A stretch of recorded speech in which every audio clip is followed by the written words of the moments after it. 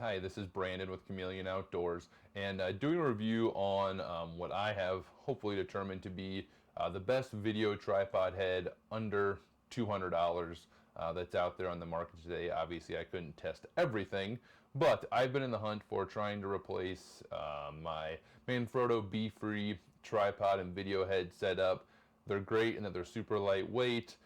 They have kind of just the basic functionality.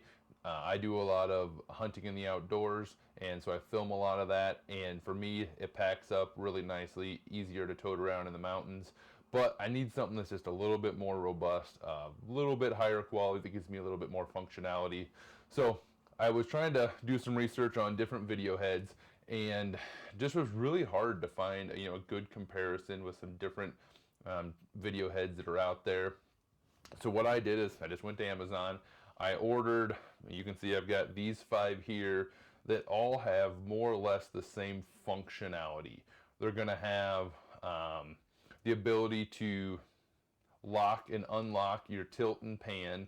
You're not going to have the ability to really adjust the amount of resistance on either one, other than slightly tightening it down a little bit to get a little bit more friction. But the heads that are going to be a little bit more expensive, they give you the ability to dial that in, change your counterbalance, things like that. These are going to be more your base video heads that give you a lot of functionality, but again, they're a lot cheaper for a reason. So I kind of lined them up in size, using this water bottle to help you kind of get an idea of how big these are compared to each other. Going from my left to right, this is the iFootage Komodo K5, and price for this one is going to come in right around $150. This is the Avella V501, and this one's going to retail for right around $60. This is the Neewer HD. I couldn't find an actual model number for it, but again, Neewer HD, and it's going to be about $65. This one's the Benro, what's this one? The 4 Pro. So there's a 4 out there. The 4 Pros are a little bit newer model, and it's going to retail for about $150. And this one is the Manfrotto 502AH, and it retails for about $180. So all of these are less than $200. These two in the Manfrotto or the K5 are going to be about the $150, $175 range. These are both in the $60 to $70 range. So again, I got these. I was really surprised kind of size-wise. The Komodo K5 is the smallest of them, and also weighs the least. The Komodo K5 with the plate, I weighed them on one of my scales, and all of them were with their plate and the handle. The Komodo was 1.7 ounces. The Avella was 1 pound 12 ounces. This one, the Neewer, was 1 pound 14 ounces. The Benro 4 Pro was 2 pounds 3 ounces, and the Manfrotto 502AH was 3 pounds 8 ounces. So decent spread in the weights, and looking at them, again, really surprised at how much larger this Manfrotto one is compared to the others. Again, I'll kind of tip them hopefully forward so you can get another view and kind of get an idea of the sizes between them. The Manfrotto one is significantly larger, quite a bit heavier. Again, built probably a little bit better, but the functionality within it is more or less going to be very comparable. So we'll walk through each one of them, kind of pros and cons, and then I'll give you kind of what my assessment was on which one I will likely be using and which ones I won't be using. So I also have another video out here on the Komodo K5 and the tripod that also comes from iFootage. I bought them both hoping that this was going to be my resolution, and by me saying hoping, this one didn't work for me. The reason that this one, the Komodo K5, did not end up working for me is when the counterbalance that's built into it is so strong that for me, I could not use this one for self-filming, because I can't adjust it, lock it back in place and do all of that one-handed when I'm trying to do some self-filming. So otherwise, the features on this are really nice. It's well built. It's the lightest one, most compact one in the group that I was looking at. Again, most all of these are going to have a kind of a locking dial for your tilt, and a locking device for the panning left to right. All of them, for me, they're all fairly smooth. There wasn't a major, to me, I didn't notice a major difference in the functionality with the tilt and pan with any of them. The Avella V501, and then the arm of it, which is unique to just this one in this price point, is that you can unlock it and extend the arm the length that works for you, which again, you can put it in nice and snug and compact, which I liked. Nice feature on that one. This one as well comes with the adapter where you can put an external monitor or something directly on the tripod, or the head itself. A lot of tripods have that as well, but it's nice that it's built in there for you. And with all of these, the arm can be switched side to side by just taking them on and off with this mechanism. They all give you that option. There is a bubble level on the bottom of this one. It's a little bit harder to see than some of the others because it is kind of tucked up under here a little bit. But again, it's still usable, and most of my tripods are going to have a bubble level on them as well, so I don't necessarily need it on the head, but it is there. Again, it's got the same kind of larger locking on-off as when it comes to the tilt, and the counterbalance built into this one is pretty minor, which for me, again, in my usage with my Sony NX80 that weighs about 4 pounds once all put together, it was perfect. It gave me the ability to have nice smooth panning and tilting, but when I tilted it down, it would stay in place. I didn't have to adjust the locking mechanism to get it to where I wanted it to stay. So that was a big positive for me when reviewing this. And the plate that comes with it, perfectly fine. It comes with 2 different size fasteners depending on what tripod you're using. It'll have the fastener that should work for you, and it also does come with all of these do with a locking feature to where even if you haven't got it tightened in and locked in, your camera's not going to slide off the front. The side just has a little release mechanism and it comes right off, and you can just lock it down where you want it to. So for $60, I was extremely impressed with what this little head provided. The one that was slightly more expensive, again by slightly I mean maybe $10, is the Neewer, and that's Neewer HD. A lot of the same features. You're going to have again the locking plate to where it can't go on and off, a button on the side to release the plate, it slides in, lock it in, the arm can be moved from side to side. You've got your adjustment here, your on-off for your panning, and then the same kind of larger knob on the side for tilt. The arm is a little bit shorter than the other ones. It's not adjustable in its length, but again, it also has the level on the side. It does not have the external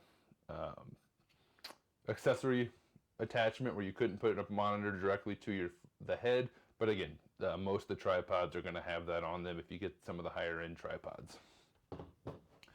And then kind of what I was leaning towards and was really interested in is this the Benro S4 Pro.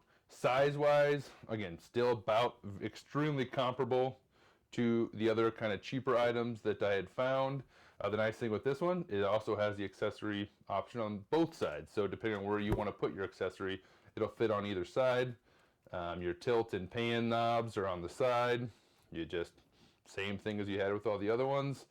The piece that I was intrigued with on this one is on the back, it does have a engage or disengage for a counterbalance ability. The one thing I would say is that when I used this on my camera, when I engaged it or disengaged it, I really didn't notice a whole lot of difference. So I guess I was hoping that was going to be something that maybe a little bit more of a benefit, but unfortunately I didn't see a lot. But again, this one coming in at $150, you can tell it's a little bit higher quality than these other two that were in that $60, $70 range. But functionality wise, it's pretty much identical to what you've got in these two. And weight wise, these were both about 1 pound, 12, 14 ounces, where this is 2 pounds, 3 ounces. So a little bit more, but yeah, nice quality product. Depending on what you're using it with, maybe for you this counterbalance, engage, disengage function will be a little bit more useful. But I just didn't see a whole lot of change with my setup when I engaged it or disengaged it. The last one that I use, which again, significantly larger in size, quite a bit heavier, coming in at 3 pounds, 8 ounces. It does have a lot of the same features where, again, you can change the side to which you have the arm attached, just on off, where it's going to have the lock, where you can't lose your camera once you put it on. It does give you a little bit of options in terms of adjusting how much drag or where you have on both the panning and the tilt. So it not only has the lock on off, but it does give you some functionality. The one thing I'm not a big fan of is to release the panning. It's this knob on the front that's kind of awkward for me to get to. I'd prefer it on the side like the other ones have, but again, their side adjustment is going to be for a little bit of more fluid drag control. So you can unlock these, both the tilt and the pan. The bottom little ring here gives you some ability to change how much drag you have on the panning, and the side changes how much you're going to have on your tilting. So it does come with a little bit more flexibility than these other ones do. But for me, the size is just too much for me. I'd prefer something that's a little bit smaller that I can get mostly the same functionality out of for my purpose. But for $180 compared to the Benro S4 Pro that's $150, this one, the Manfrotto 502, gives you way more functionality. So if it's something that you're going to do a lot of like stationary stuff, you're not using it, traveling a lot, this head, the Manfrotto 502, has a lot of functionality for the price. If I wasn't using mine so much for backpacking in the mountains and weight and size being a factor, I probably would have gone with this Manfrotto 502 as kind of my go-to head, because it does give you the ability to adjust the pan and the drag resistance, which is a nice feature to have. You can kind of do it with these other ones by just the amount of tension you put on the on-off mechanisms, but this one definitely gives you some more flexibility there. What I'm going to use moving forward out of all of these is actually the cheapest one on here. I bought it for $57 on Amazon. It's the Avella V501. And the reasons that I am going to be going with this one, and I kind of addressed it when I was reviewing it initially, is, again, compact size, pretty lightweight.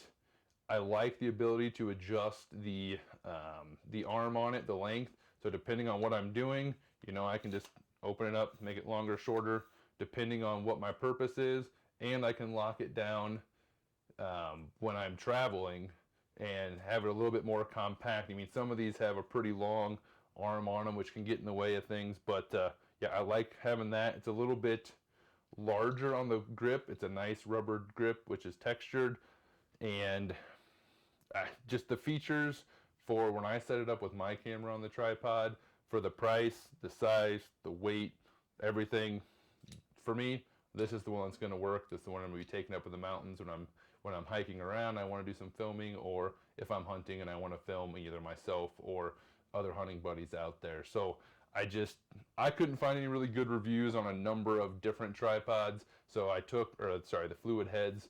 So I took these 5 that were all under $200. Bang for your buck to me. The Avella V501 is the best product, the one that I'm going to be using moving forward. If you're looking for something that you're not going to be packing around, weight's not a concern. The Manfrotto 502 is a really nice a fluid motion head.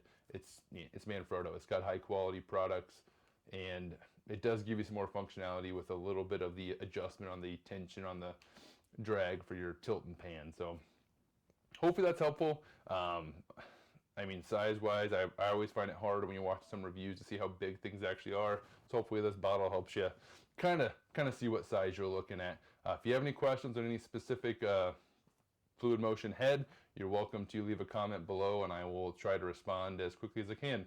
Again, hopefully these reviews are helpful. They're unbiased. I don't get paid by anybody to do them. Whenever I find something that I'm trying to research, I think I could find helpful, I try and get it out there. Again, thanks for listening, and this is Brandon with Chameleon Outdoors.